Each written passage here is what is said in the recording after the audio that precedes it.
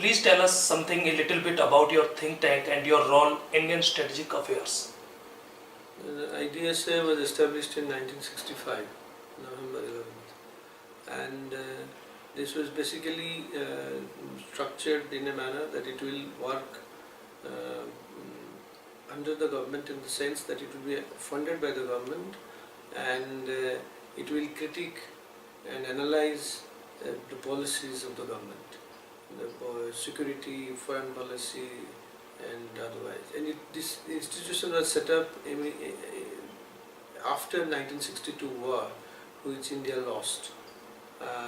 And there was a thinking that government policies should be critically analyzed by a wider strategic community, and there should be a think tank in the model of RAND Corporation of US and AASS of London, which will analyze government policy and which will disseminate information pertaining to strategic affairs amongst the larger audience, and provide policy inputs to the government. And from 1965 till date, IDSA has done a lot of things. It has its own publications. It is working as an independent think tank on nuclear issues, on India-Pakistan relations, on India-China relations. We have done amazing research work, and government is being given inputs regularly on these important issues. And I must also make it clear that even if we are working with the government, we are not here to support all policies enunciated by the government. We analyze it in a dispassionate manner, in an independent manner. And in IDSA we have 13 different centers, both on thematic basis and on geographical basis. Like we have South Asia Center, we have East Asia Center and the like, and also we have Military Studies Center, you have Defense Acquisition Center. So you have centers on thematic basis and on geographical basis as well. Okay, sir, as you know, POK has long been unresolved question on the Indian side. Everyone knows the accession of Kashmir and invention of Pakistan to occupied POK. Why have we not made any progress over many decades in this area?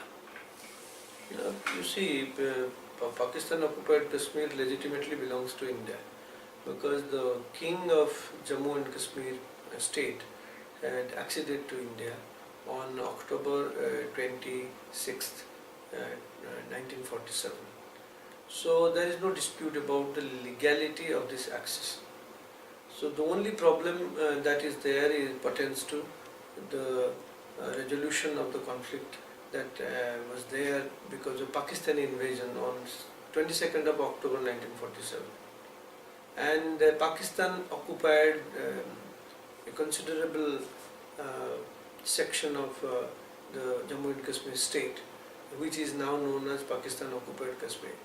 And India took this matter in the right spirit to the United Nations and urged the United Nations, which was pretty young then, only about 2 years old, to dwell upon this conflict and to resolve this issue, and the issue of Pakistani invasion. But unfortunately, over the last several years, United Nations did not consider this issue of invasion. Rather, it started talking about referendum, it started talking about plebiscite, and obtaining the wishes of the people. So the main focus of United Nations as far as resolution of the issue was concerned was diverted to something else. And over the next 3-4 years, from 47 to 51, India noticed that the United Nations is getting into the politics of it rather than the merit of the case, judging the merit of the case.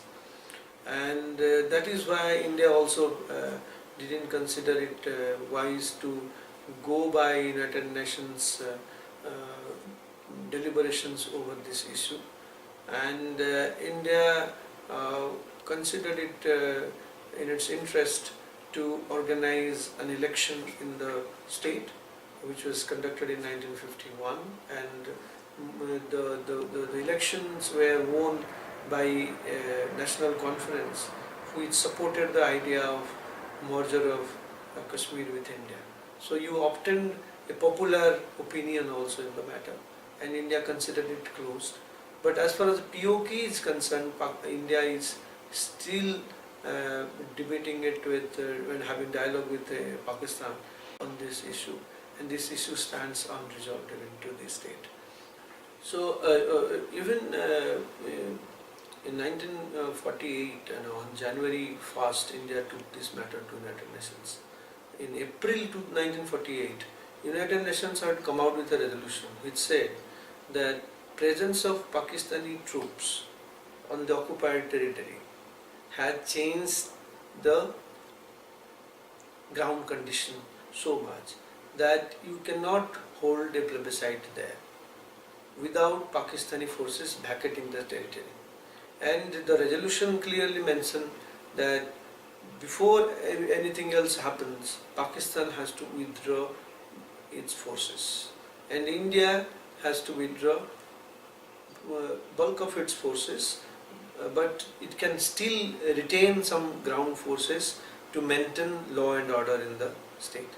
So in that sense, they were alive to this issue of legal accession, and they considered Pakistan an invader indirectly, and they urged Pakistani government to withdraw its forces, but Pakistan did not.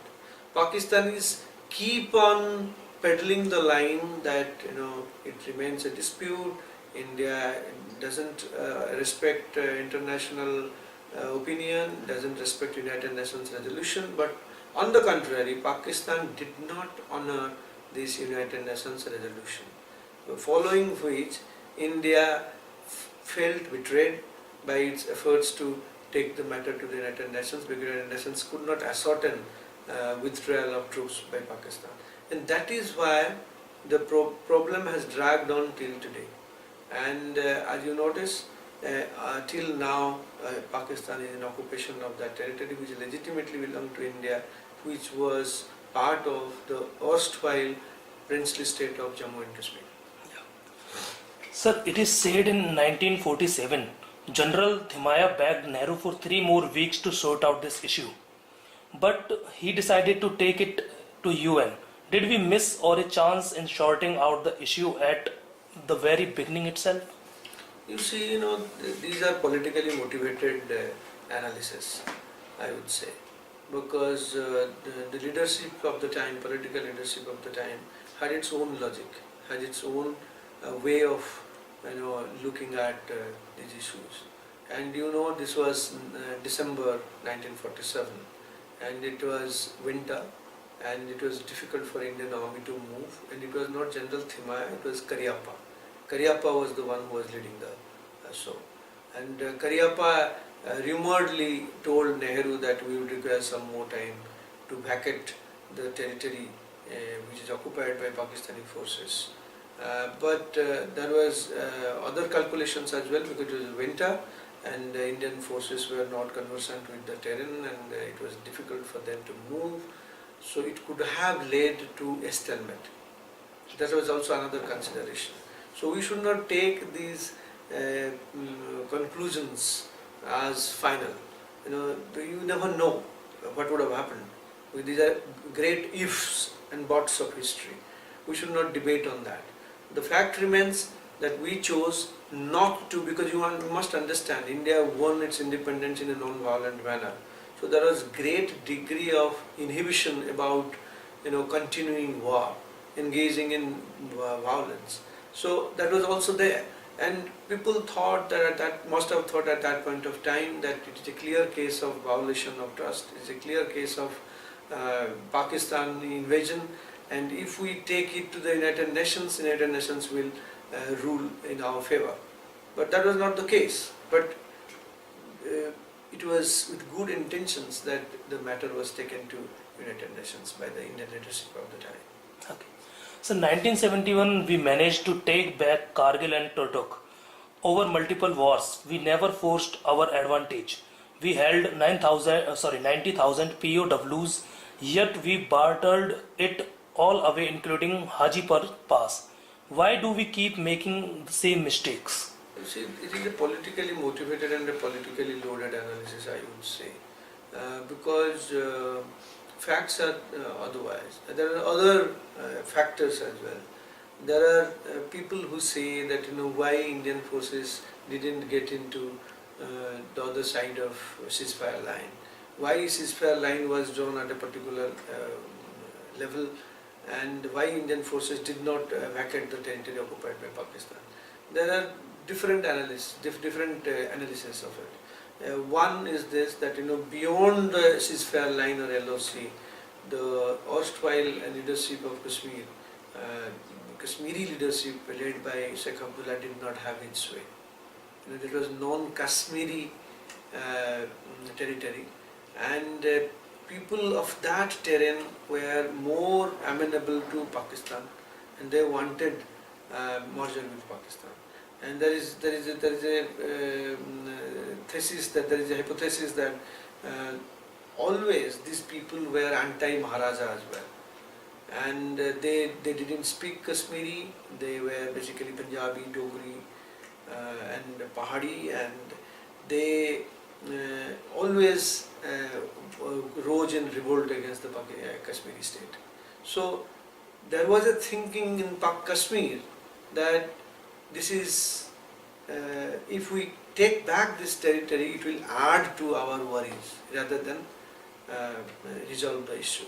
There will be permanent kind of a civil war within Jammu and Kashmir. So this is another analysis also there. Yeah. So you must understand that. Yeah. So it is easy to blame a political leader without having all the facts on the table.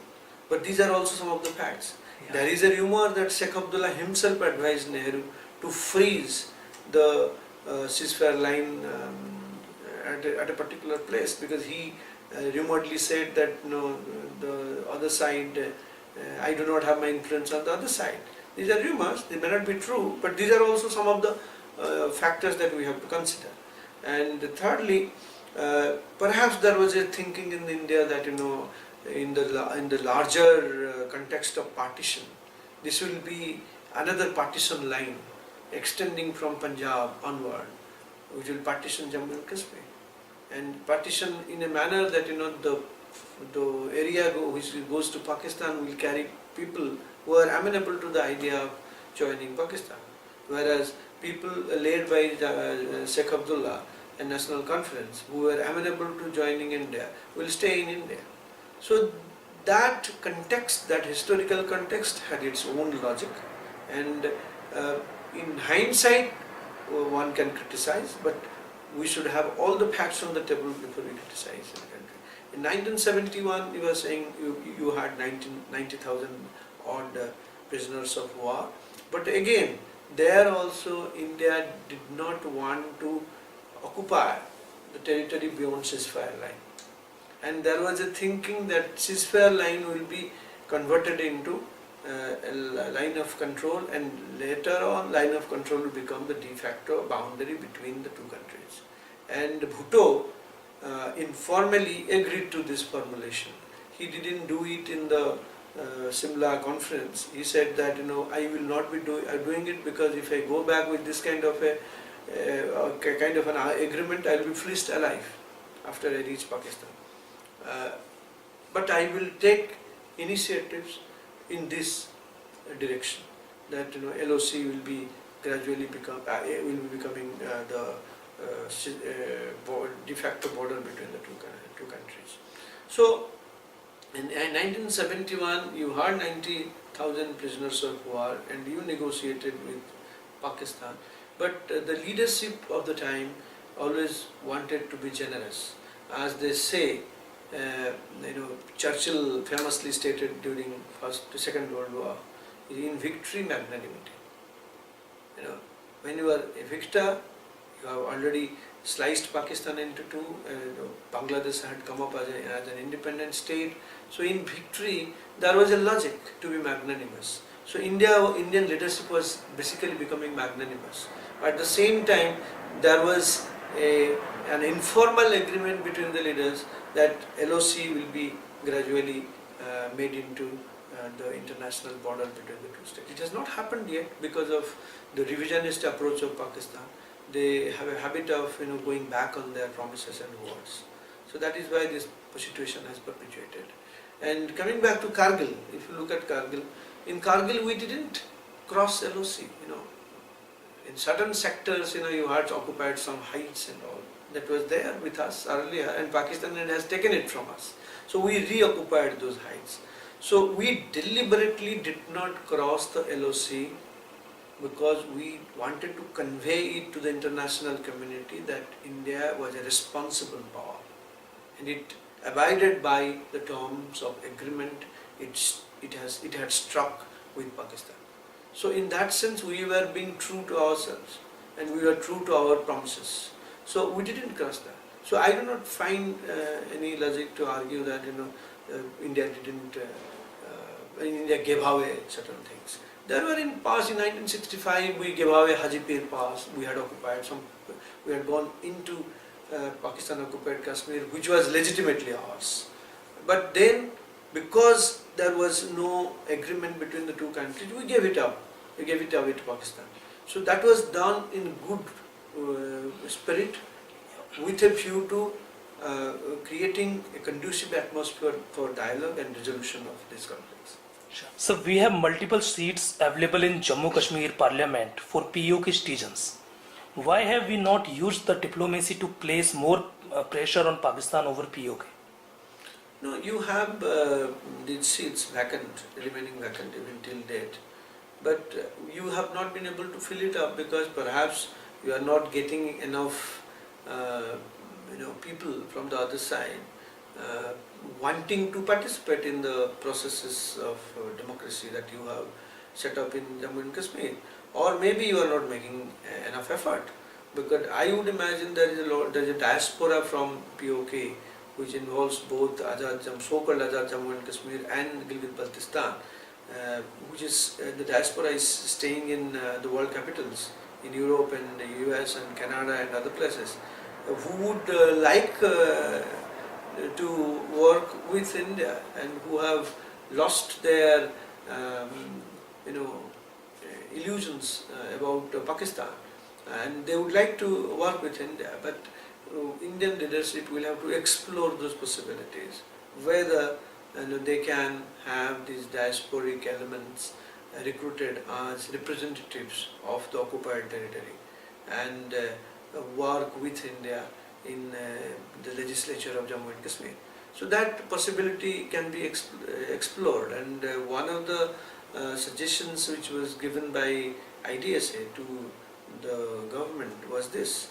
And a couple of years back we organized a conference where the participants in the conference, they came out with this suggestion, and we have given away this suggestion to the government. Government hasn't worked on it yet, but maybe it is thinking seriously about it. We do not know yet.